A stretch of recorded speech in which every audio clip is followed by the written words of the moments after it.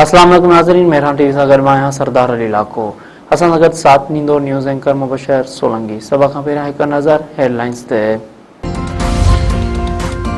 Field marshal Syed Asim Munir चयो आहे त हक़ जो मार्को रुगो ॿिनि मुल्कनि में जंग न पर ॿिनि नज़रनि जे विच में फ़ैसिलाइतो मार्को हो। आईंदा अगराईअ जा असर दुश्मन लाइ तकलीफ़ ॾींदड़ हूंदा।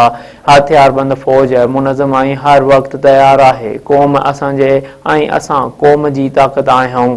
हर पाकिस्तानीअ जे खून जो बदिलो वठंदासीं। GHQ में हक़ जे मार्के जी सालगिरह तक़रीब ख़िताब कंदे फील्ड मार्शल सैयद आसिम मुनीर वधीक चयो आहे त भारत दहशतगर्दीअ जो सहारो वरितो, अफ़गानिस्तान दहशतगर्दीअ जा मर्कज़ ख़तम करे पाकिस्तान जो दास्तान कश्मीर खां सवाइ नामुकमल आहे।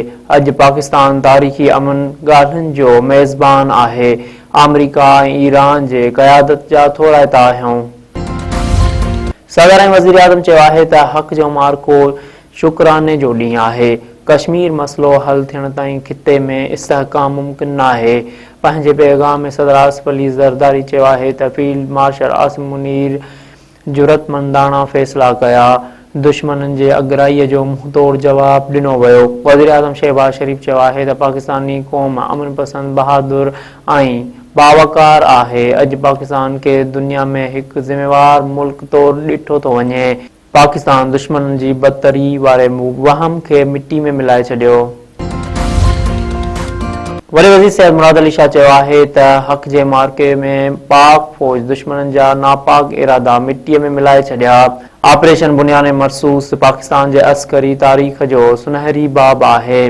भारतीय अगराईअ जो पाक फ़ौज मुंह तोड़ जवाबु ॾिनो। कराची में PN डॉकयार्ड में हक़ जे मार्के जी सालगिरह तक़रीब खे ख़िताब कंदे वॾे वज़ीर सैयद मुराद अली शाह चयो आहे त पाकिस्तान अमन पसंद मुल्क आहे पर दिफ़ा ते का बि सौदेबाज़ी न कंदासीं। पाकिस्तान जे ख़ुदि मुख़्तियारीअ ते हमलो कंदड़नि खे भरपूर जवाबु मिलंदो। सियासी जमायतूं हथियारबंद फ़ौज सां कुल्हो कुल्हे में मिलाए बीठल आहिनि। ईरान जंग जे ख़ात्मे वारनि अमरीकी तजवीज़ुनि जो जवाबु ॾेई छॾियो। ईरान सरकारी मीडिया पारां तस्दीक़। ईरानी सरकारी मीडिया मुताबिक़ जंग जे ख़ात्मे जे अमरीकी तजवीज़ुनि ते ईरान जवाबु पाकिस्तान ज़रिए उमाणियो वियो आहे। ईरानी सरकारी मीडिया जो उहो बि चवणु आहे त तजवीज़ कयल मंसूबे मुताबिक़ ॻाल्हियुनि जे हिन मरहले दौरान जंग जे ख़ात्मे ते ई ॻाल्हियूं थींदियूं।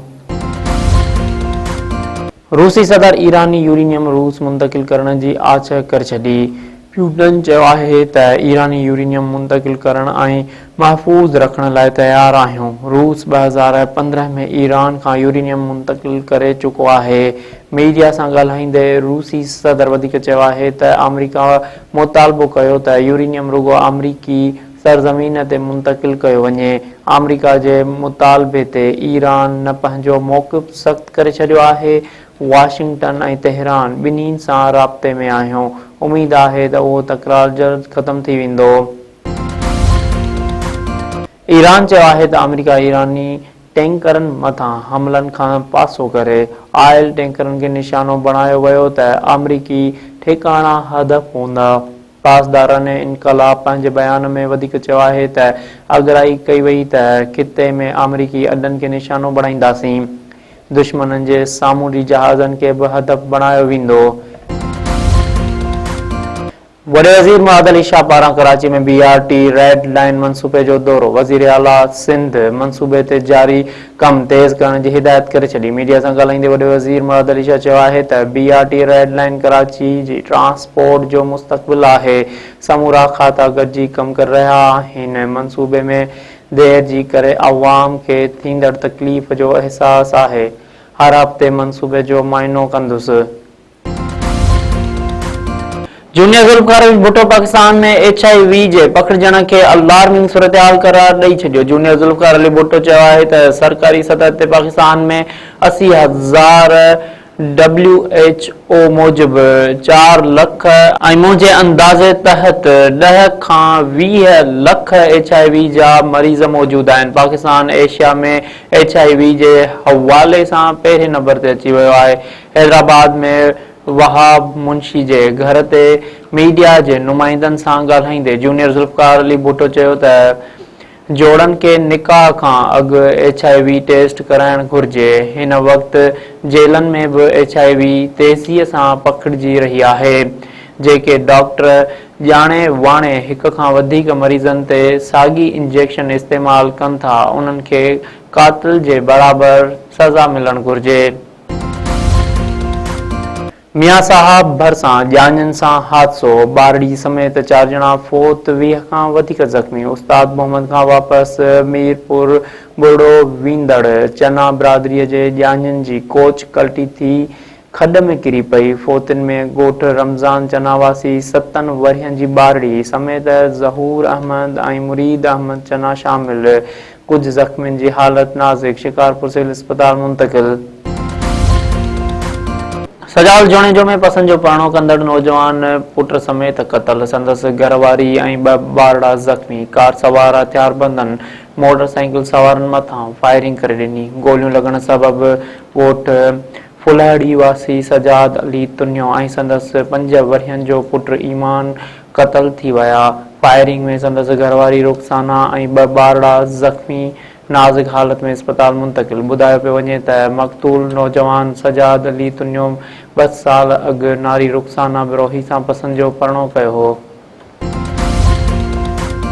दरिया खान मरी भरिसां जवाबदार 5 साल खे क़तल करे छॾियो। ॻोठ मिस्र जे वाह में जवाबदार अलहयार उर्फ खुदयार पंहिंजी घरवारी सना खे घुटा ॾेई क़तल करे छॾियो। पुलिस जवाबदार खे गिरफ़्तार करे मक़तूला औरत जो लाश अस्पताल मुंतक़िल कराए छॾियो। दादू में माइटनि में फोतगीअ ते आयल लाड़काणे वासी पीरसन क़तल। शहर जे शहनाज़ कॉलोनीअ मां 60 वरियनि जे रोशन सोलंकीअ जूं गोलियूं लॻल लाश हथ मड़ ज़रूरी कार्रवाई बाद वारसन हवाले। ए सेक्शन पुलिस शक जे बुनियाद ते 2 ॼणनि खे हिरासत में वठी छॾियो। अगड़ावे जो हथियारबंदनि घर मां चोरीअ जी कोशिश दौरान मज़हमत ते पीरसन खे गोलियूं हणी क़तल करे छॾियो। ॻोठ बरकत आराईअ में हथियारबंदनि घर में दाख़िल थिया त भाॻिया सुजाग थी पिया। मज़हमत ते हथियारबंदनि जी फायरिंग पीरसन अब्बास अली मारिजी वियो। पुलिस जो चवणु आहे त वाक़ियो फुर मज़हमत ते पेश आयो या दुश्मनीअ जो नतीजो आहे, उन जी जांच कई पई वञे। चोर जमाली में ओचितो दुकाननि खे बाहि वकोड़े वई। मदनी चौक वटि बाहि लॻण सबबि काठ जे केबिन, आराम मशीन ऐं दुकाननि अंदरि पियल रोक रक़म ऐं ॿियो सामान सड़ी वियो। मुतासिर दुकानदारनि पारां थियल नाइंसाफ़ीअ जे अज़ाले जो मुतालबो।